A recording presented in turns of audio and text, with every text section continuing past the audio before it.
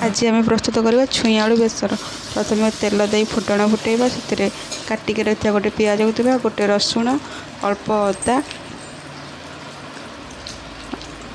गोटे छोट साइज पियाज देवा एवं से अल्प सोरिष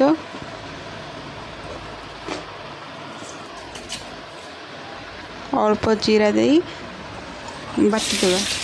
पियाज सीझी आसला से काटिक टमाटो टमाटो सीझी आसला आम मसला बटा को देवा से स्वाद अनुसार लुण हलदी गुंड दे भल भाव कषा। मसला कषि सारापर आम छुई और आलू काटिक रखी छुई आलू से देवा दे भल भाव घोड़े कषा।